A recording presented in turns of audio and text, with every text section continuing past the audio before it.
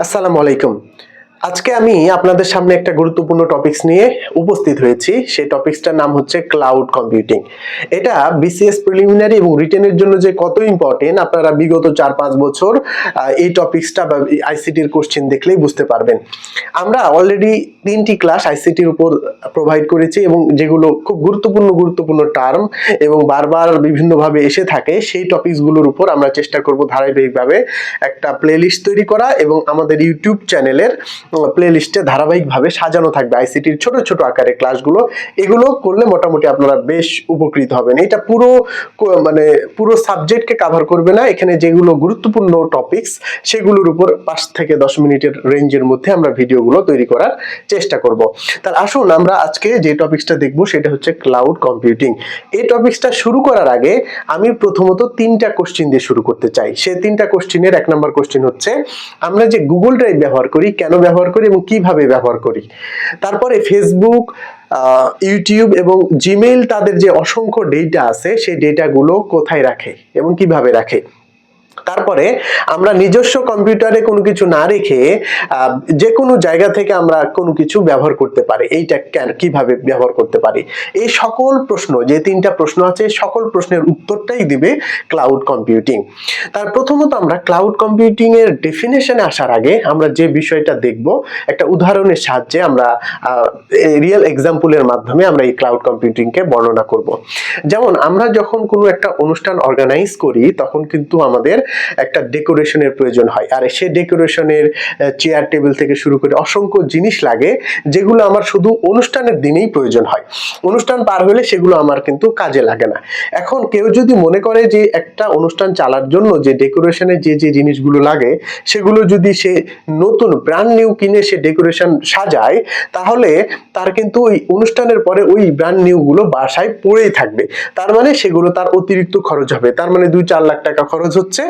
কিন্তু আমরা সেটা করি কি, সে 2-4 লাখ টাকা খরচ না করে একটা ডেকোরেটর ভাড়া করে নেই, 5 থেকে 10 হাজার দিয়েই আমাদের এই অনুষ্ঠানটা পার করি। তার মানে কোনো একটা জিনিস যেটা আমার অল্প সময়ের জন্য কয়েকদিনের জন্য প্রয়োজন সেটা পুরোপুরি না কিনে আমরা জাস্ট ভাড়ার মাধ্যমে এই কয়েক টাকা ভাড়ার মাধ্যমে আমরা সেই অনুষ্ঠানটাকে চালাইতে পারি। এই পুরো থিমটাই কিন্তু আসলে ক্লাউড কম্পিউটিংকে রিপ্রেজেন্ট করে। তো এই ক্লাউড কম্পিউটিং এর সংজ্ঞাটাই হচ্ছে যে ইন্টারনেট ব্যবহার করে কম্পিউটিং রিসোর্স কি হইতে পারে, আপনার স্টোরেজ হইতে পারে, সার্ভার হইতে পারে, প্ল্যাটফর্ম হইতে পারে, এগুলো কিন্তু সফটওয়্যার হতে পারে, এগুলো হচ্ছে রিসোর্স। এই রিসোর্সগুলো আপনি কি করবেন, ভাড়ার মাধ্যমে ব্যবহার করবেন, অল্প টাকাতে ভাড়া নিয়ে ব্যবহার করে আপনি তাদেরকে দিয়ে দিবেন। এইটা আমরা যেটা ইন্টারনেট ব্যবহার করে আমরা ইন্টারনেট ব্যবহারের মাধ্যমেই আসলে এই ক্লাউড কম্পিউটিংটা করে থাকি। যেমন আমরা আরেকটা এক্সাম্পল দিতে পারি যে আমরা আগে ছবি রাখতাম কিসে, পেন ড্রাইভে। পেন ড্রাইভ আমাদের কেনা লাগতো, পেন ড্রাইভের একটা স্পেস থাকতো, সেটাও কিন্তু ভরে যায়। কিন্তু এখন বর্তমানে আমরা গুগল ড্রাইভে ছবি রাখি, কিন্তু গুগল ড্রাইভ কি স্বল্প মূল্যে অথবা বিনামূল্যে আমরা ইউজ করতে পারি, এর জন্য আমার আর কারণ নতুন করে পেন ড্রাইভ কেনা লাগছে না, এই বিষয়টা। তাহলে মূল থিমটা হচ্ছে ক্লাউড কম্পিউটিং হচ্ছে কম্পিউটিং রিসোর্স গুলো ভাড়ার মাধ্যমে অল্প টাকা বা অল্প কিছু টাকার মাধ্যমে আপনি ভাড়া নিলেন, সে ভাড়ার মাধ্যমে আপনি ইউজ করে আপনার যেটা প্রয়োজন সেটা করে ফেললেন।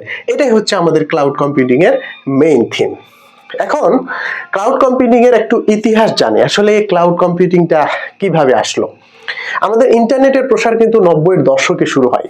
ব্যাপক যখন জনপ্রিয় প্রসার চলে তখন কিন্তু বিভিন্ন বড় বড় যে কোম্পানিগুলো, জায়ান্ট কোম্পানি আছে, সে কোম্পানিগুলো প্রচুর পরিমাণে এই টেকনোলজিতে এবং সফটওয়্যারে বিশাল বিনিয়োগ করে ফেলে।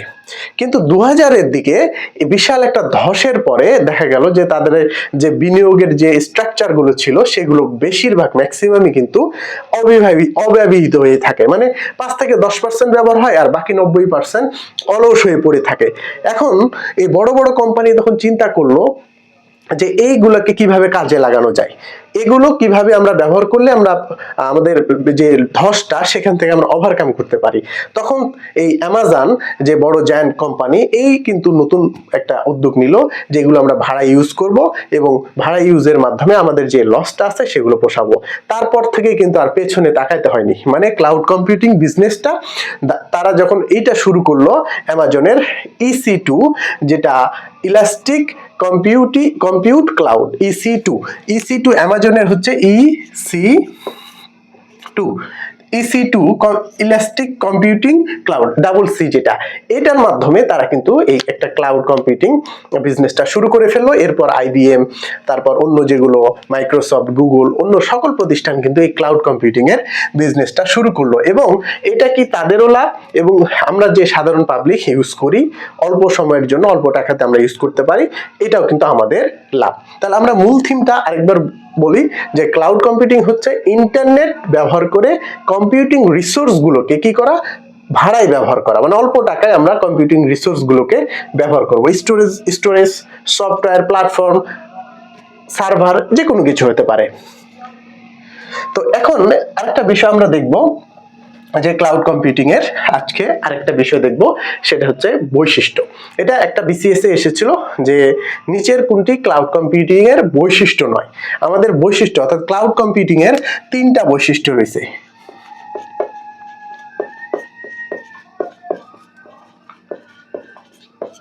তিনটা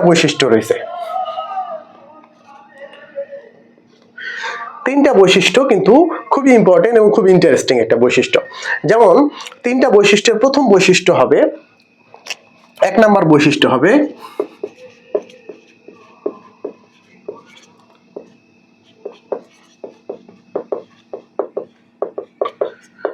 তাহলে ক্লাউড কম্পিউটিং এর বৈশিষ্ট্য হচ্ছে 3টা। তার 1 নাম্বার বৈশিষ্ট্য হচ্ছে রিসোর্স ফ্লেক্সিবিলিটি। এই রিসোর্স ফ্লেক্সিবিলিটি মানে কি, আপনার অফুরন্ত রিসোর্স, অর্থাৎ যারা ক্লাউড সেবাদাতা তাদের কাছে অফুরন্ত কি রিসোর্স থাকবে, আপনি যত চাইবেন সে তত দিতে কিন্তু বাধ্য থাকবে। মানে একটা ক্লাউড যে সার্ভার রয়েছে, এইগুলোকে অসংখ্য রিসোর্সের মধ্যে আপনি যত চাইবেন সে ততই দিবে, এটা তার একটা বৈশিষ্ট্য থাকবে। মানে আপনার ক্লাউড বেস যে কোনো বিজনেস গড়ে তুলতে হলে এই 3টা বৈশিষ্ট্যের 1 নম্বর বৈশিষ্ট্য হচ্ছে রিসোর্স ফ্লেক্সিবিলিটি। মানে আপনাকে অফুরন্ত রিসোর্স থাকতে হবে, যখন যে কাস্টমার চাইবে তখন তত পরিমাণ, যত পরিমাণ চাইবে তত পরিমাণে আপনি দিবেন। এটা হচ্ছে প্রথম বৈশিষ্ট্য, হচ্ছে রিসোর্স ফ্লেক্সিবিলিটি, যত চাহিদা তত সার্ভিস। 2 নাম্বার হচ্ছে অন ডিমান্ড। অন ডিমান্ড মানে হচ্ছে যখন চাইবেন তখনই আপনাকে দিবে, সকাল হোক, বিকাল হোক, রাত হোক, রাত 12টা হোক, 1টা হোক, আপনি যখন চাইবেন সেবাদাতা আপনাকে তখনই দিবে। এটা তার বৈশিষ্ট্য থাকতে হবে। অর্থাৎ 3টা বৈশিষ্ট্যের একটা বৈশিষ্ট্য হচ্ছে রিসোর্স ফ্লেক্সিবিলিটি, মানে যত চাইবেন তত দিবে সে। তারপর হচ্ছে অন ডিমান্ড, যখন চাইবেন তখন দিবে। রাত 1টাতে আপনার প্রয়োজন, 1টাতে দিবে। রাত 3টাতে প্রয়োজন, 3টাতে দিবে। সকালে প্রয়োজন, রাতে প্রয়োজন, অর্থাৎ 24 ঘন্টার যখনই চাইবেন তখনই, সেটাকে বলা হয় অন ডিমান্ড। 3 নাম্বার হচ্ছে pay as you go. Pay as you go হচ্ছে আপনি যতটুকু ব্যবহার করবেন তার ততটুকু মূল্য পরিশোধ করবেন। এমনটা না যে আপনি নিয়ে রাখছেন, আপনি ব্যবহার করেননি, কিন্তু ওই টোটাল একদিনের আপনার মূল্য পরিশোধ করতে হবে, সেইটা না। ক্লাউড কম্পিউটিং এর বৈশিষ্ট্য হচ্ছে আপনি যতটুকু ইউজ করবেন ততটুকুরই মূল্য পরিশোধ করবেন, এটাকে বলা হয় পে অ্যাজ ইউ গো। তাহলে একটা ক্লাউড কম্পিউটিং প্রতিষ্ঠাতা হওয়ার জন্য এই 3টা বৈশিষ্ট্য থাকতে হবে। একটা হচ্ছে রিসোর্স ফ্লেক্সিবিলিটি, 2 নাম্বার হচ্ছে অন ডিমান্ড, 3 নাম্বার হচ্ছে পে অ্যাজ ইউ গো। এই 3টা বৈশিষ্ট্য থাকলে আমরা ওই কোন প্রতিষ্ঠানকে আমরা ক্লাউড প্রতিষ্ঠান বলবো। তাহলে রিসোর্স ফ্লেক্সিবিলিটি, যত চাইবেন তত সে দিতে বাধ্য। অন ডিমান্ড, যখন চাইবেন তখন দিতে সে বাধ্য। পে অ্যাজ ইউ গো, আপনি যতটুকু ব্যবহার করবেন ততটুকুর মূল্য পরিশোধ করবেন, এটাকে বলা হয় পে অ্যাজ ইউ গো। তাহলে আজকে আমরা এইটুকুই, অর্থাৎ ক্লাউড বেসড ক্লাউড কম্পিউটিং এর এই বিষয়টুকু জানবো। আর একটু আছে সেটা আমরা পরের স্টেজে, পরের ধাপে আমরা ক্লাস নাম্বার 5-এ আমরা সেটা প্রোভাইড করব। তো আমরা এই ক্লাউড কম্পিউটিং প্রতিষ্ঠার ক্ষেত্রে আমরা একটু সামারাইজ করি যে ক্লাউড কম্পিউটিং হচ্ছে এমন একটা জিনিস, ইন্টারনেট ব্যবহারের মাধ্যমে কম্পিউটিং রিসোর্সগুলোকে ভাড়ায় ব্যবহার করা, অর্থাৎ ভাড়া দিয়ে অল্প পরিমাণে আমরা ব্যবহার করি। যেমন আমরা ডেকোরেশন যেভাবে ভাড়া করি, ঠিক কম্পিউটিং বিভিন্ন সফটওয়্যার, সার্ভার, প্ল্যাটফর্ম, এগুলো কিন্তু আমরা অল্প কিছু পরিমাণে ভাড়ায় আমরা ইউজ করতে পারবো। সেটাই কি হচ্ছে ক্লাউড কম্পিউটিং। যেমন পেন ড্রাইভে আমরা ছবি রাখতাম, এখন আমরা গুগল ড্রাইভে ছবি রাখছি।